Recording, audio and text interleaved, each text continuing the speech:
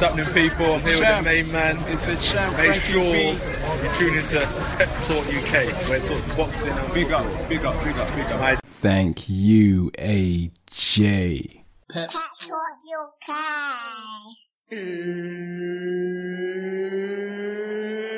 It's time! Everyone talk good game, but it don't really faze me. The man that ain't mad like Max, the way that I'm murky like Ace B. And them guy walk the slide on the back, balling like a baby.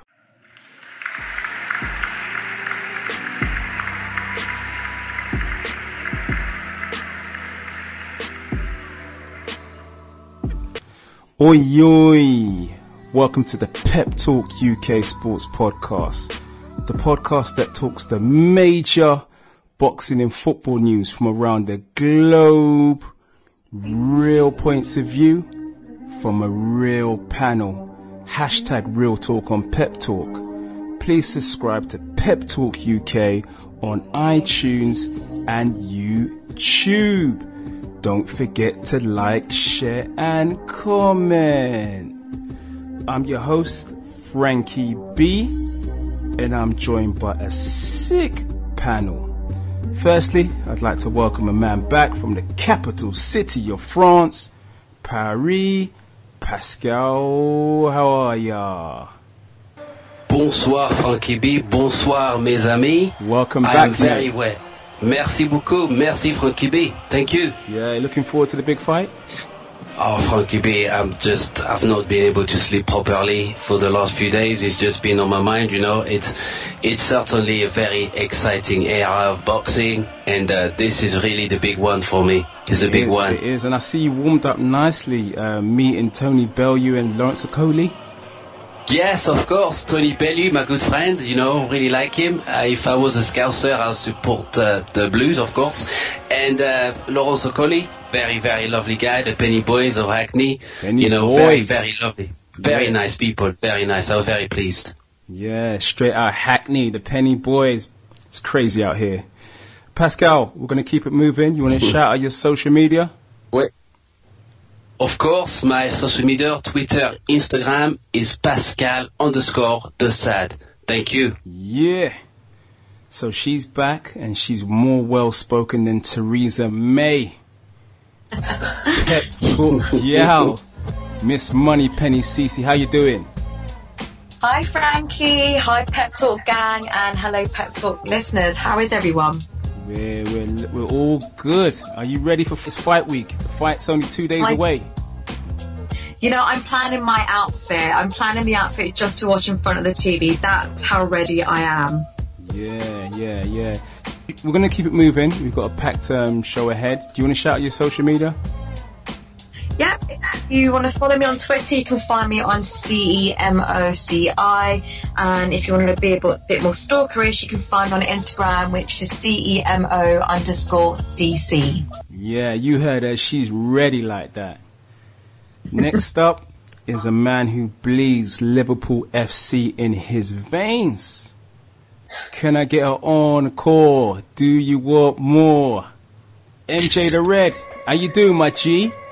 Yeah, not bad, Frankie B. Back in the building. I'm absolutely devastated about football, but boxing I'm looking forward to, you know, so bring on the big fight. Looking forward to discussing this with all the panelists today. Indeed. I told you Benteke was going to do you.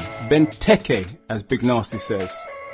To be honest, I was just disgusted about the handshake between Benteke and Sacco. But you know what? Never mind the football. This is boxing week. I want to discuss boxing. Have a wee mental break from football, mate. That's what I say. Right, we're going to keep it moving. Finally, I'd like to welcome a man that is a former Ring Magazine Ukraine editor. It's Peter Sugarev. How you doing, mate? Hello, Pep Talk UK. Hello, Frankie. And thank you for the opportunity. Yeah, thank you for the opportunity to be on your podcast tonight. Yeah. Quick question. You're not related to Andre Kanchelskis, are you? Oh no! I've been a big fan of his when he was in Manchester United. Yeah, actually, Andrei Shevchenko, back in the day for AC Milan, he was incredible. He was a beast. He was a beast. Still is. training our national team right now. He put on a bit of turkey at Chelsea, though. Yeah, no. Not everyone is in for Premier League. Yeah. So, Peter, do you want to tell us a little bit about you? Okay, just as you said, I'm a former contributing editor of Ring magazine in Ukraine. Right now, I'm a blogger, boxing blogger.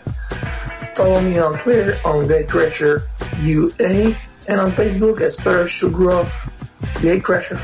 Okay. Yeah, that's his social media handles. Make sure you follow him. Ladies and gents, attention please for the fight fans locked in. Attention please for the football fans locked in. Now it's time for some real talk on Pep Talk. Let's go!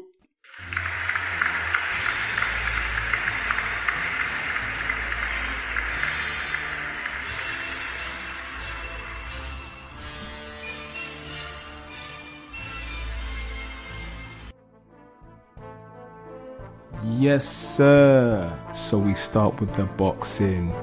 This weekend there will be 90,000 fight fans at Wembley Stadium. It promises to be electrifying. It promises to be lit. History in the making is Anthony Joshua versus Vladimir Klitschko. Let's go. Before we hear from the panel, let's hear from a couple of A-listers that know all about titles. Let's hear from Lennox Lewis, Andre SOG Ward, and Ricky the Hitman Hatton, who give their pre-fight predictions. Pep Talk UK are honoured to be joined by one of my personal favourite heavyweight boxers of all time. He's looking down at me, so I'm going to look away for a few minutes. It's Mr. Lennox, the man, Lewis. How are you doing, sir? I'm doing good. I'm ready. Sir, tell me what your training regime is at this moment in time, because, sir, you still look blancs. Thank you. Well, it's all about the eating habits, because after I finished boxing, I felt that I could eat the same way, but it wasn't working. You know, I started getting a big belly, and then, you know, people started coming up to me and say, "Hey, champ, you're not working anymore." I said, "Well, you call me champ. You ever see a skinny king?" So, you know, love it. So then I kind of got the eating under control, where I am eating, you know, very healthy stuff, and I live in Jamaica at the moment, so I'm able to eat fresh stuff, and that's really what does it. The eating good stuff, good fresh food. I'm only going to ask you the one question, sir. Yeah. Big fight, Joshua, Klitschko. You're the best authority I know on this. How's it going down, sir? I think it's going down well. I think he's got a really good chance of winning. I think he's young, strong, and bright. And you know, this is the time. There's always time, whether it's early or whether it's late. But I believe that this is a perfect time for Anthony Joshua. And really, he should have a lot of confidence going out there and just do the job. Sir, from all at Pep Talk UK, we love you, we love your views, we love watching all the classics you fight in. Thank you very much for your time today, and I hope you have a great life and keep training hard, sir, because you're looking in fantastic shape. Thank you very much. Pep Talk UK are joined by a modern day legend, Mr. Pound for Pound, who's got a big smile on his face right now. I don't even know how to give this man an introduction. All I can say is he's one of my favourites. It's Mr. Andre Ward. How are you doing, sir? Man, I'm happy to be here. My apologies, because I seem to have spoken more than you have there. So I'm not going to argue with the introduction. It was a great introduction. You like it. But a man that doesn't need an introduction. Now, you've got the title, Pound for Pound King. How do you live up to expectations? How do you retain the focus? What's your training regime? Because you look fight ready whenever I see you. I mean, I've been having pressure on my life and my career since I've been a young boy, you know. Probably 12, 13 years old, you know, I had the spotlight on me. So God has been good to me, man. I've been fortunate to be able to navigate, you know, those waters, you know, rather smoothly. It's not easy, but, you know, so just take it a day at a time, and I take my job serious. I take, you know, my job of being a public figure and a champion serious, and it's just, you know, doing what I've been doing to get to this point. You don't change anything when you get to a certain position. You continue to do what you've been doing. Joshua Klitschko. Break it down for us, sir, with your expertise. Man, 80, possibly 90,000 people at Wembley Stadium, just unheard of. I mean, we don't get those kind of crowds over in the States. So that first and foremost is just, that speaks to what type of matchup this is. And beyond that, you have the old guard in Klitschko, who wants to still stay established and prove that his fight with Fury was a fluke and that he still has what it takes to hold off the young gun and the young man Joshua. And Joshua's hungry. He's been clamoring for a shot for a while. And this is his opportunity. You don't know what you have until you get into the big dance, into the big show, under those big lights. So this is his opportunity to rise to the occasion, and I don't know what's going to happen. This is a fight for me where I'm going to sit back and watch it as a pure fan and see if Klitschko still has enough, or is it time for Joshua to claim the throne. Sir, I hope you enjoy your time in the UK. I love what you're doing, going around from gym to gym, meeting people, the fans, spending time with them, and thank you for breaking down Joshua Klitschko for us. No problem, man. It's important to me, just to go beyond just winning championships and making money. We have to be, or I want to be a tangible champion, somebody that people can relate to, somebody that people can reach out and touch. So it's an honor and a privilege. Thank you. From all at Pep Talk UK, respect to you, sir. We hope you continue the winning streak, have a blinding career, and we're going to be cheering you on from this side of the pond. Thank you so much. Pep Talk UK are joined by a man that really doesn't need an introduction, but I'm going to give him one. It's the hitman, Mr. Ricky Hatton, multiple world champion. How you doing, Ricky? Yeah, good, thanks. Klitschko, Joshua, how's it looking for you? How are you calling that fight? I think it might be the right fight at the right time for Anthony. It's style-wise, it's going to be the first time he's going to be punching up rather than down. It's and he's got a very good left jab, very good right hand. Want to come back with a vengeance after losing to Tyson Fury, so it's a very, very tough fight for Anthony, goes without saying, but I think it's all about timing in this game, and I think it might be the right timing for him. He seems to be been around forever, Klitschko, which he has in many ways. Him and his brother have ruled the heavyweight division for the last decade, probably, so it is a big night for him, but I think it's the right time, and I think he'll come through it. Sterling work, Shaz, thank you. Right, nothing long, let's get straight into it. Anthony Joshua versus Vladimir Klitschko. In the words of The Rock, there's gonna be millions, yes, millions of fans watching. Pascal, it's very much a man that represents the future in AJ versus a man who's done it all, Vladimir Klitschko. How do you see this fight panning out? Okay, Frankie B. Well, listen, for me, it's a very difficult fight for Anthony Joshua, and I'll tell you for why. The only reason why the British public are favoring Anthony Joshua is because he's a bet holder. But if you remember, and if you look at the pedigree of the fighters, the man that he's going to face this Saturday is the better fighter that he's ever faced in his whole competitive career. Definitely a step up. We are looking at Vladimir Steelhammer Klitschko, 68 fights, 64 wins, 53 KOs, and only 4 losses. Whereas Anthony Joshua has had 18 fights and 18 wins with 18 KOs. Now, on that paper alone, remove the belt, remove the competitive aspect of the sport, put those two statistics next to each other, you would favor the boxer with the better experience, with the better pedigree, that is Klitschko. Now, for me, I'm a bit concerned for Anthony Joshua because this is a major step up, because Vladimir Klitschko is 90% better than any of the competition AJ has faced so far. But he's also 9 years away from being 50. But, it's a very good point, but Vladimir is a very well-preserved athlete. He takes his sport very seriously. And to me, it has the hallmarks of a very old fight, Frankie B. In 1936, there was a fight between Joe Louis and Max Schmeling, where Joe Louis was the favorite. They fought in the Yankee Stadium. you know. And Joe Louis at the time was a very good fighter, 27 wins, only 1 defeat, 23 KOs. And Max Schmeling on the other hand, was 30 years old. He was 48 fights, you know, 7 draws and 4 losses, of which 34 came by wins or KOs. And Max Schmeling was seen as the older fighter because Joe Louis was 23 years old. But Max Schmeling managed to defeat Joe Louis in the Yankee Stadium. So there's definitely an opportunity for Klitschko to create an upset because he's talented enough, he's good enough, and he's strong enough to certainly trouble AJ, and I can see that fight going a very, very long way. I don't think he will be ending anytime soon. I believe that the fight will go to at least very much into the 10th, 11th round, you know. And we've already seen, you know, some very shocking boxing results this year in Tony Bellew and David Haye. Yeah, that was a shock. So, you know, who's to say that there may not be a shock on Saturday? I would love Anthony Joshua to do well. I think regardless of what happens on Saturday, Joshua will still remain a very good boxer. He can still reclaim the top of the heavyweight division if he were to lose the belt, but he's certainly going to be one of the toughest fights of his career. Klitschko holds all the experience, but AJ is spectacular.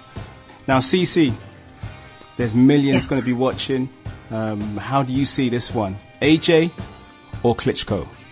Oh, I can't answer this so straightforward. Tricky. Okay. My heart says Klitschko because I have respect for him, and as Pascal had just said, he is a legend. However, AJ is the future.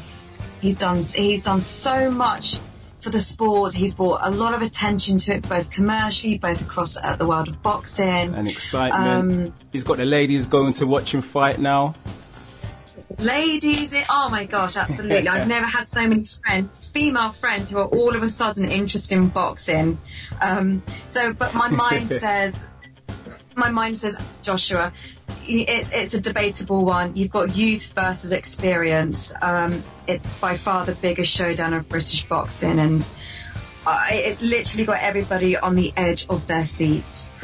It really and has. The one thing I will Klitschko is a reigning champion, okay? He's very much used to fighting the alien territory. It won't rock his confidence in any way. Could we say that Joshua will be sidelined a little bit by the confidence of feeling overwhelmed in fighting in Wembley of over 90,000 fans? The weight of a nation. Yep. Exactly. So that will be that is on. He's got the weight of the nation on his side. As long as he stays focused, I think he's got every good reason to win. But I think this year has been the year of upsets as well. So this could be the ultimate upset of boxing this year. And the thing is, you know what, CC, it's like it's all set up for an upset. And what I mean is, it's 90,000 people. It's his biggest fight and his most sternest test ever. I just can't imagine Joshua losing. I don't think we should get obsessed over people losing. I think back in the day, it was very normal to see our champions lose. I mean, it's going to happen one way or another, excluding Mayweather at this point. Mm-hmm. But I think with the nation behind him, they'll cheer him on regardless. And I think what's been so beautiful about these two and what we call in this generation of millennials, there is such there's an unusual bromance between both characters. I can't imagine the crowds turning against either of them. There is so much respect between them. It's made the sport commercially very positive, and I think they're absolutely excellent fighters, and they've made the sport very exciting. And how long have we got now? Exactly 3 hours, 40 minutes and 44 seconds to the fight, and I know that because I have a timer on my laptop. Boy, that's how exciting it's going to be. AJ Boombaye. Now, Peter, big question for you is, has Klitschko got one last big performance left in the tank? Oh, I don't think that his age is catch up with him at all. To me, the Joshua Klitschko is a very exhilarating and intriguing clash, mainly because of the wide range of all possible outcomes. Both guys are tremendous punchers. The knockout from either fighter shouldn't surprise anyone. Joshua can most definitely get the decision in London, but so is Klitschko, who is by far more experienced fighter of the two. I won't even rule out a disqualification. Vladimir would go full jab and glitch mode. So in my mind, there are two main questions to be asked regarding this match. And the first one being, is Klitschko really that washed up? Yes. The second, just how good Anthony Joshua really is. Good. I know those are quite some questions, but bear with me here. So, Klitschko being washed up, I really don't think he is, to be honest. His last performance, Peter, against Tyson Fury was quite bad. Let's be honest about it. Yeah, it was a bad performance, really bad. Yeah. But after the Fury loss, which was a shocker for everyone, obviously, both fans, the experts were mostly looking for the easy answers about what happened in that fight. Well, he's old. Nobody beats Father Time. He's really washed up, and I thought, just wait a second here, guys. Where were you before that fight? Why almost everyone was picking Vladimir if he was so damn frail on shop work? Or did he just age overnight? Well, maybe, just maybe, he would have been bad against Fury because Tyson made him look bad by applying the right strategy. What do they make of Batman Tyson Fury in Ukraine? Yeah, he really disrupted the Klitschko mentality by being Tyson Fury. Vladimir was in terrific shape, especially for being 39, I think he was at the time. Yeah, he's been inactive for a while though, going into this massive fight. Yeah, but he wasn't fully prepared to deal with the combination of Fury's height and speed, and it was very tough for him. Now, going back to Joshua, he represents completely different type of danger for Vladimir. So we shouldn't judge Vladimir solely on the Fury performance, in my mind. I think Joshua would be an extremely dangerous opponent for any version of Vladimir Klitschko, no matter the age, because he ticks all the boxes. He's a big guy, he punches like a mule, he's a young fighter and has a good solid skills and speed. His main weakness is the experience department. Experience, yeah, that's true. Yeah. Right now, he reminds me a lot of young Vladimir, pre-Corey Sanders and Lehman Brewster. Just a wrecking ball who crushes everything in his path. An heir apparent, golden boy of heavyweight division. He's the golden boy. Yeah, that's right. Yeah. MJ, over to you. A lot of pundits and also the panel are finding it hard to split these two. Who do you think is going to win this massive contest? I'm going to tell you, Frankie B, very, very easy. It's Anthony Joshua all the way. I'm going to say for a number of reasons. First of all, Anthony Joshua, we need to remember, sparred with Vladimir Klitschko a few years ago. Vladimir Klitschko was looking for a sparring partner, and a very young Anthony Joshua was actually part of Klitschko's training camp. He knows him. He's seen him on front in person. So, we need to remember this. Anthony Joshua has one of the best teams currently in boxing. These people don't make mistakes. They know it's not too soon because they've seen Klitschko weigh. We saw Klitschko against Tyson Fury. Vladimir Klitschko has jabbed and grabbed a lot of his opponents for the last kind of 2-3 years leading up to the Tyson Fury fight. Tyson Fury went there and said he was going to outbox him. And you know what Tyson Fury proved? That Vladimir Klitschko doesn't know how to box anymore. He's so used to dominating his opponents by jabbing them and grabbing them. The shorter guys, yep. Any chance whatsoever. He outboxed him. He kept on changing stance. He boxed him one way, he would change stance, and he was just comfortable. There's no way. And towards the latter rounds of the fight, we saw Vladimir Klitschko actually try to change his game plan and try to box. And he just wasn't capable because he's just so used to his comfort. And you can't, going up against Anthony Joshua's speed, I'm sorry, it only goes one way, and that's the way of AJ. Ooh, the way of AJ. Well, that's a statement and a half. AJ versus Klitschko is certainly gonna be lit. Now, moving on, last weekend, Sean Porter beat Andre Berto in the 9th round TKO. Now, Pascal, Sean Porter, we talked about this man being like a bull possessed, mate. He was an absolute pit bull terrier in the ring. He certainly was. You know, Sean Porter is, you should be competing for Duracell batteries because the relentless attacks that he was launching from the first round to the very last round. Certainly when Berto was stopped, he was very impressive. My only concern is that, Sean Ponter tends to lean a bit forward in his attacks and as a result of that, causes a lot of damage to himself, but also to the opponents. I still believe that Sean Ponter will have won the bout irrespective of the cuts to the eyes of Berto, but, Berto to me seemed to have lost a bit of the spring in his step. His stance was quite wide. He didn't make a very good use of the jab. And when he was trying to engage, he was certainly trying to throw his trademark uppercut, but too close because Sean Porter was smothering him, and he just found it very difficult to adjust. I didn't see Berto use his legs very well. I didn't see Berto use his jab very well. Berto was gassed. Did you see him breathing heavily between the rounds? He was very gassed. He certainly was, and let's not forget Sean Porter is the next, American football player, so he's very good at bullying his way through opponents, and that's certainly been his trademark style, as a welterweight fighter. But whether or not Sean Porter dethrones Keith Thurman, I certainly don't believe that Sean Porter is at that elite category. For me, the best welterweights in the world are Kell Brook, Thurman, and potentially Errol Spence. But I really do not see Sean Porter, changing the outcome of the first fight against Thurman. But it's certainly a good win for Sean Porter. A good name to have. Certainly, as far as wins are concerned.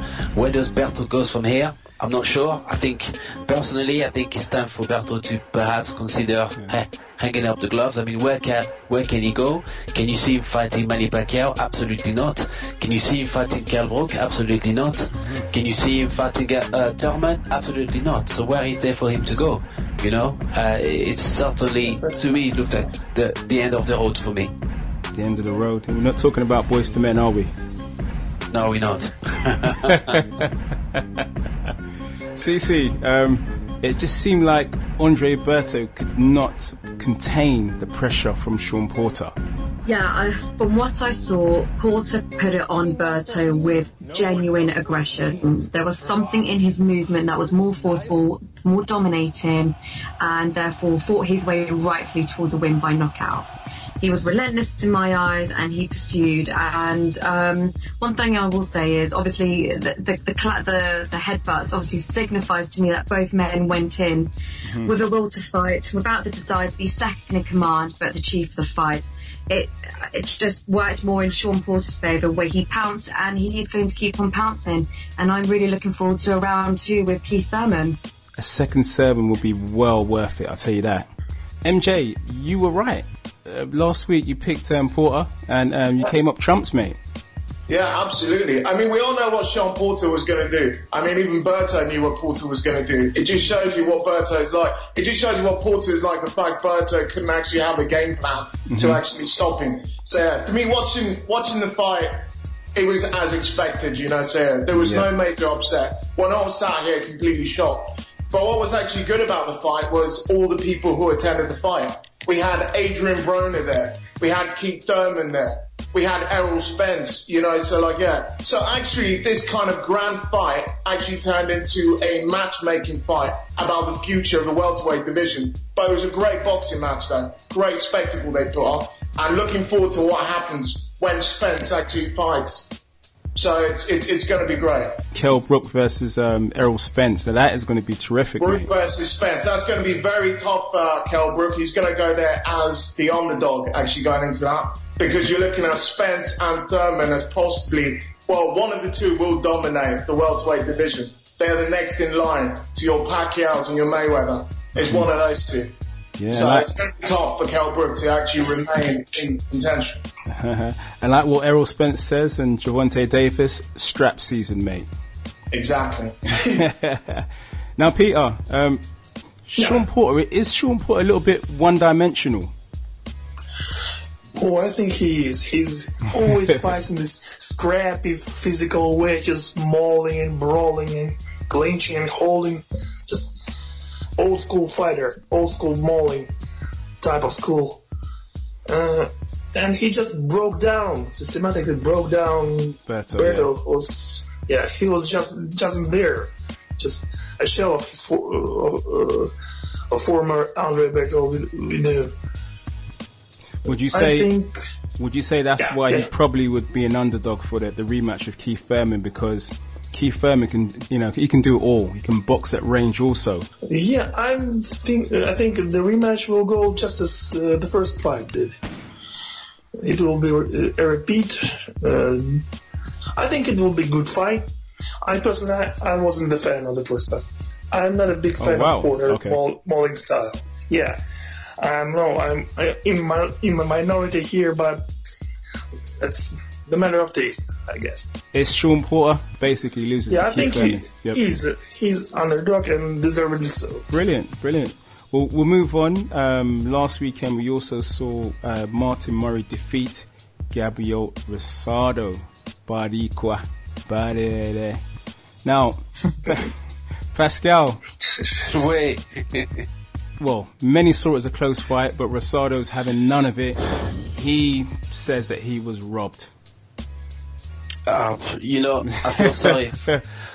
I feel sorry for Gabriel Rosado. He just doesn't seem to catch a break. He's a decent fighter, but he doesn't seem to get the wins that he needs to propel his career. It's 11 L's now.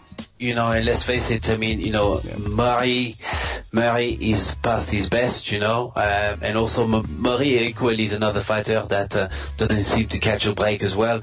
But I felt that, the scorecards were very much of a joke. 190 to 109 was completely ridiculous, and it's becoming a bit of a concern in boxing these days, where the judges are not, that was well off. Scoring properly, and I can see why Rosado was upset, But for us, the British public always seem to be good boxing fans, supporting fans, and we want to see more American fighters come into the UK. And if the British judges, or certainly if the judges selected for the fights are going to be judging scorecards like this, how can we ever host super fights in the UK like this? It's a big concern. So I will urge the judging council in Britain to start looking at these scorecards more closely, for the sake of the fans and for those of us who want to enjoy very good fights. Not all of us can afford to go to America to watch the good fights, but some of us can take the Eurotunnel or can take the plane to London and watch some very good fights. These fights don't take place in France, they don't take place in Spain, they don't take place in Italy, but Britain or in Ghana, of course. But But in Britain, it's certainly the home of boxing after the United States. So it's important for the judges to accord the level of respect and to be diligent in their scoring. But in saying that, going back to the fight, for me, Rosado, again, where does Rosado go from here? He's not had the chance to prove himself. Is he a B-level fighter? Potentially, yes. He certainly has not ascended into the A-level of fight. And Murray, I just don't quite know where Murray goes from here either. Does he become the journeyman that almost became world champion? I'm not sure. But I felt that the fight was quite competitive. At times, Rosado showed his class. Murray showed his grit. And to me, the result of the fight was fair, but I just didn't like the judging. What was the score? 119 to 109. It was ridiculous. Yeah, it was, come on. Of course, there's still the inquiry. That was terrible. I think we need a pro to investigate, Pascal. I believe so. Now, MJ, the fight could have gone either way, but it didn't quite develop into that war that we thought would be. Well, to be honest, the only time it developed into the war was at the end when the scorecards came, So yeah, they were literally at each other's throats, So I think the fact both fighters have got a lot of mileage on their clocks, both of them. I think they were actually calling it the Battle of the L's because both of them have taken so many L's, in their careers. But it was still a great fight to actually watch. I totally agree with everything Pascal said. Murray was the better fighter on the night. Rosado, the issue with Rosado is the fact that he hasn't just stayed at one division. He keeps on moving to different divisions and keeps on taking L's. He just needs to he's 31 now. You'd have thought he would have kind of figured out where exactly what his best fighting weight is and kind of stick to that division. But at the moment, he's trying to be a 5-weight world champion. Well, he should try to be 1-weight world champion, you know, so it's absolutely ridiculous.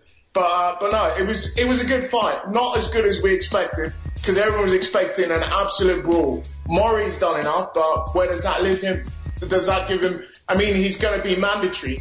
He's going to be mandatory for one of the belts, but is he good enough? I mean, he certainly didn't show he was good enough on the night. But I suppose, we have to see. Yeah. Peter, what do you make of Martin Murray? Do you think he can win a world title at a 5th attempt? No, I don't think he can do it. It's a middleweight division. It's a GGG all the way. Yeah. All day. He fought before. We all saw what happened. 11th round TKO. It was a massacre. Just pummeled him. So, but scrap that, Peter. Why won't GGG move up in weight? Come on now. Well, I would love to see him move up at 168. I think in his mind, the all ex-USSR mentality, he just wants to grab all the belts, and to him they really matter, and want to be unified middleweight champion of the world. What's bad about that? Do you see him defeating Billy Joe? Yeah, I think most people overestimate the importance of his last fight in Jacobs. Most people think that Gigi has lost his tap, or he's getting too old. At 35, I think he is. I think he can totally beat Billy Joe Saunders and grab that WBO belt. In a couple fight, he didn't look that good. But he's a talented fighter, nevertheless.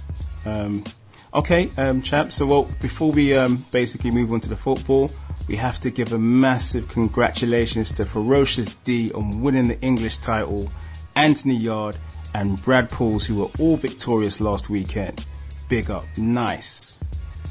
Pascal, finally, we've got to talk about the knockout of last weekend, Jermell Charlo. That was a case of Chris Tucker. You just got knocked the F out, man. It was beautifully set up, you know, and those Charlo twins are certainly, they have something very special. Yeah. They certainly have a problem, you know, and they're becoming knockout artists. And, you know, I've always had, you know, high estimation for the Charlo twins. And I'm certainly want to see a lot more of them, you know. This end up becoming slowly, you know, gaining popularity. And look, if they start to put performances like this every time they fight, you know, they're going to certainly grab the attention of not just the boxing public, but everyone else as well. You know, we always love to see good knockouts in boxing, and that certainly was a very good one. Well, Jermell, he's talking about moving up to 160 now. So, Triple G? Ooh. Possibly, he said he'd whoop his ass. I think that, you know, following what Peter said, Jermell Charlo should probably concentrate and adopt the USSR mentality and clear the division that he's in first before moving up, you know. I quite enjoy, you know, undisputed champions and super champions, and there's not enough of that in boxing anymore. So, you know, I look forward to boxers, you know, certainly cleaning up the divisions and being champion in every single belt in category in boxing federation. So let Jermell Charlo, you know, win a few more belts and become the unified champion, so that he has no choice but to move on to the next division. I think it's better that way. You know, chasing the big box sometimes is not always the right approach. Boxing is a legacy sport at the end of the day, and I know that boxers have to be paid, but you know, the public alike always remember the wins and remember the titles rather than the paychecks. But basically, they don't want problems with Charlo, that's for sure. No. Now it's football time. So the title race is still very much alive to some, despite the blue wave this season. Let's talk the Premiership, my dudes. Right, so we're going to preview some massive weekend games. We'll start with Chelsea versus Everton. Now Chelsea have just disposed of Southampton this week, and they're looking even stronger. One hand is literally on the trophy. The Premiership trophy. Now, Pascal, Chelsea are through to one final, and really it's a question of them just winning their games to put them in a position where they can claim the double. Certainly, and credit to Chelsea, credit to Conte, and credit to my French compatriot Kanye.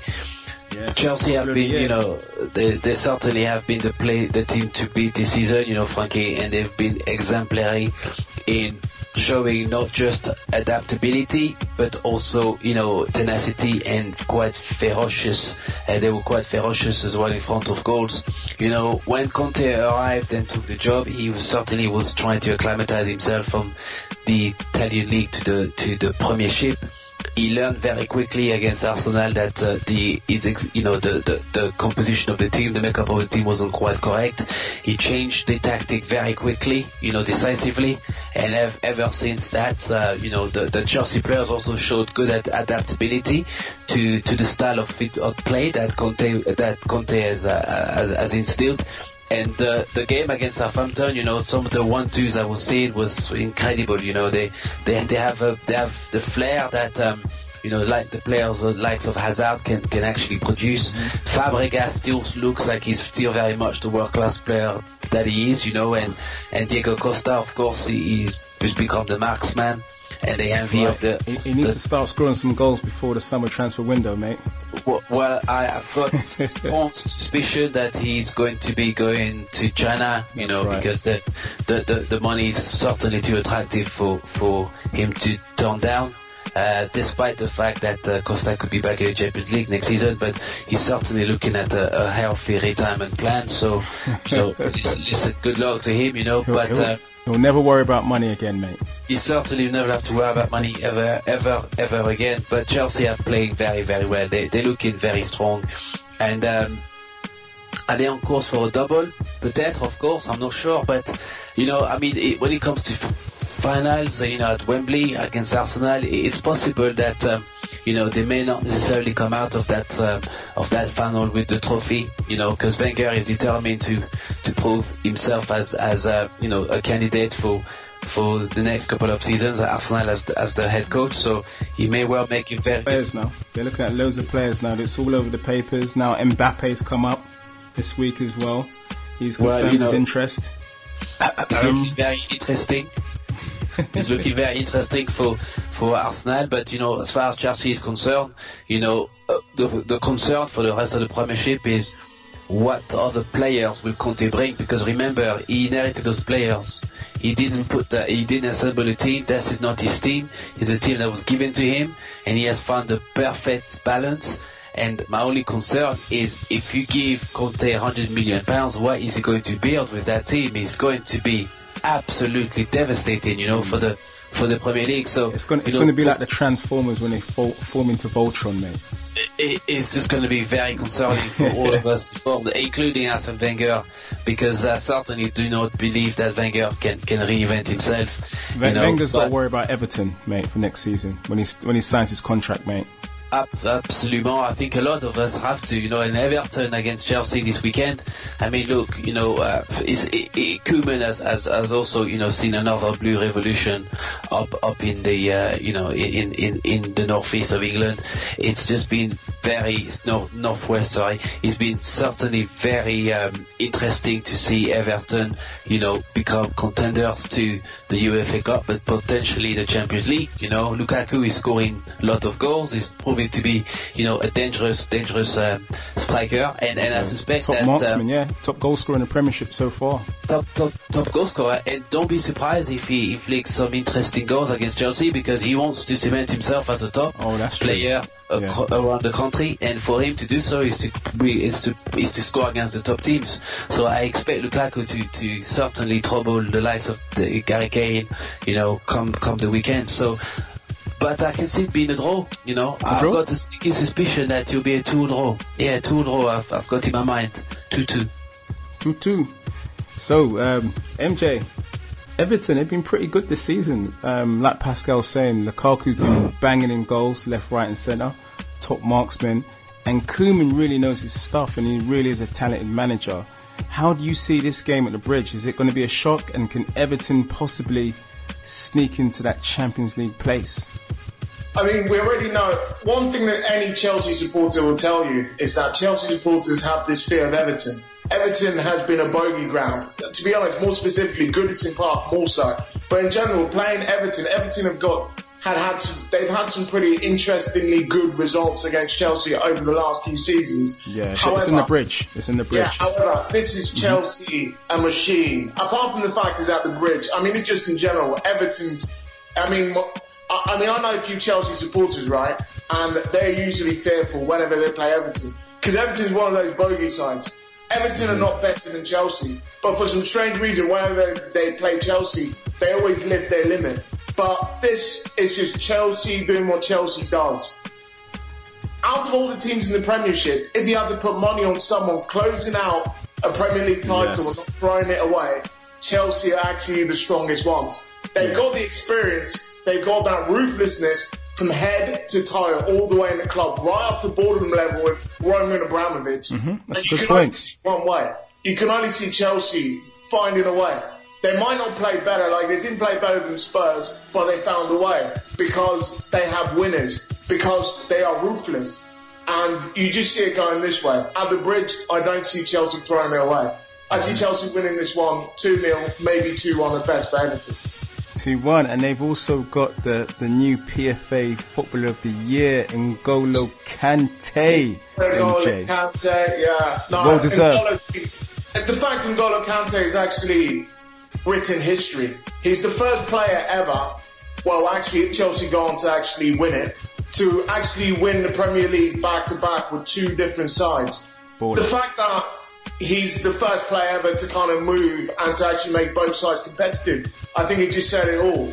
He was up against Eden Hazard, who will probably win the Football Writers Awards, but you never really know that. But N'Golo Kante has had a fabulous season, and he's, in my opinion, he was definitely fully deserving.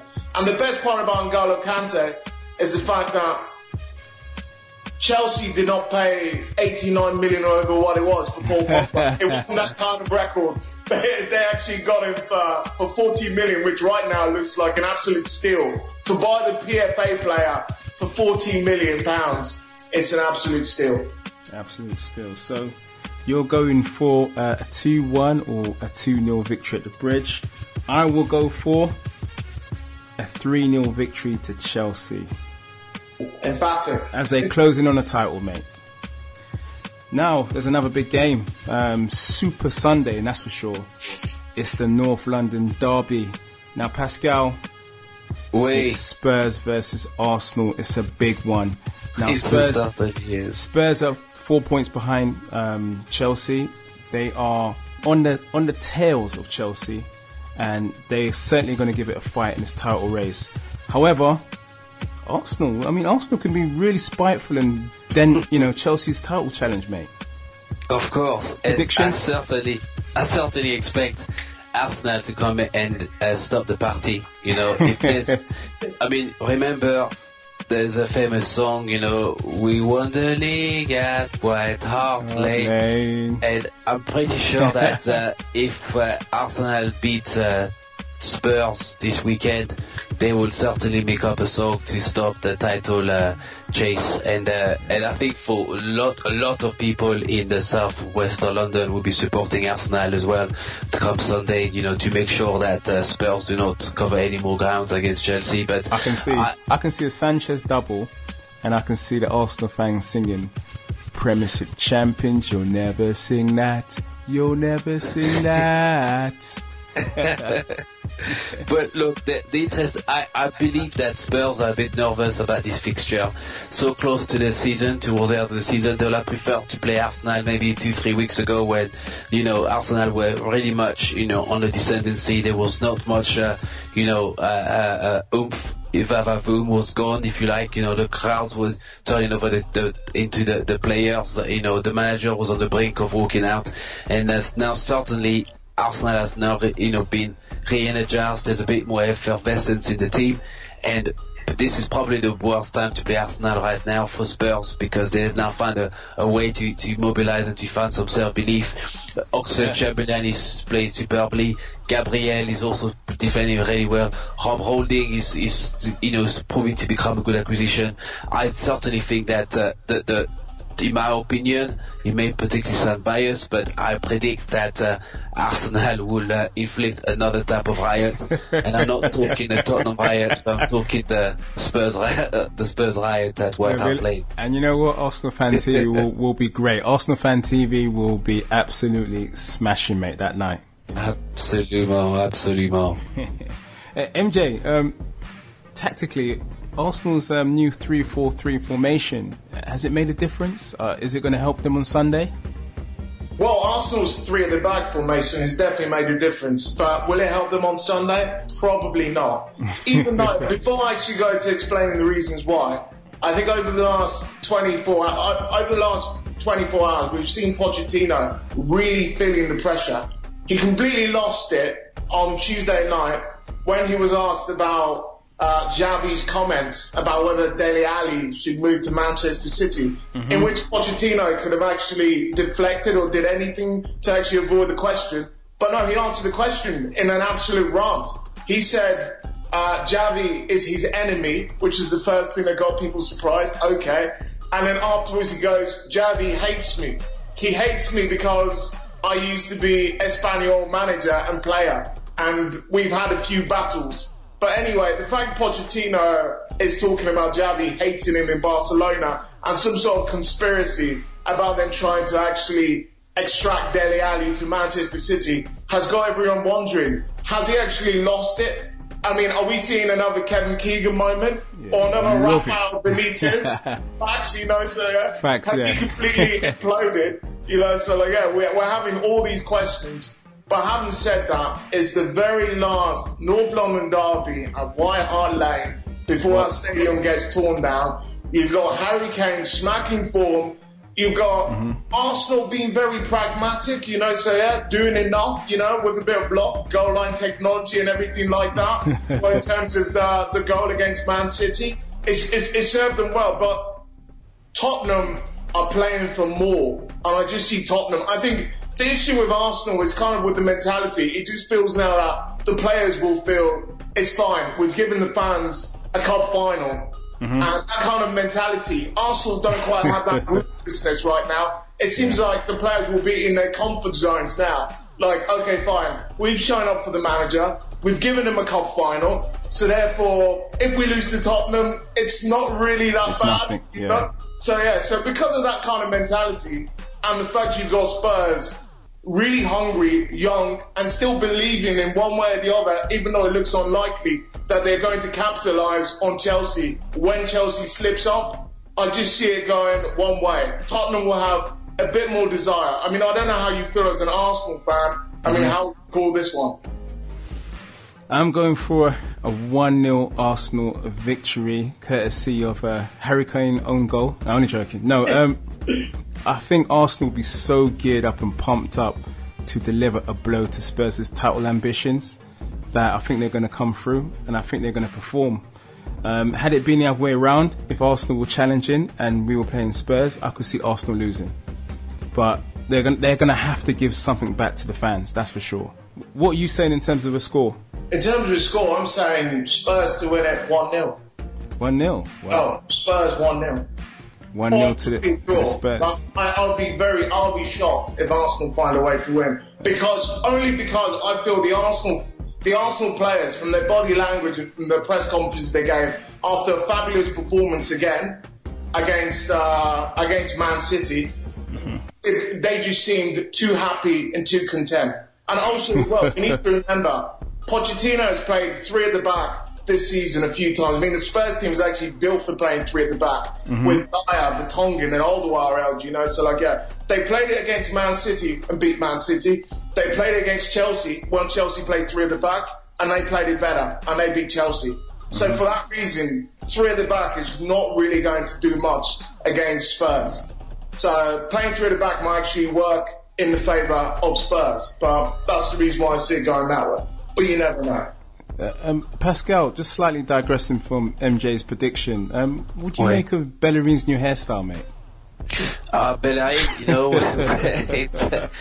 I certainly was wondering whether he's listened to Migos' new album, you know, because it was very interesting, and I think Bellerin himself knows that the haircut is a bit too much. But hey, listen, he's Spanish. The Beckham braids. Yeah.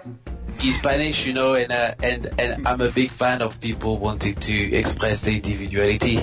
So Bellerin, as long as Bellerin can defend with it, and maybe it's the velocity of the braids that enables him to run quicker, you know, let him get on with it. You know, it's certainly an interesting hairstyle, not one I would have chosen for him, but you know, he's let him get on with it.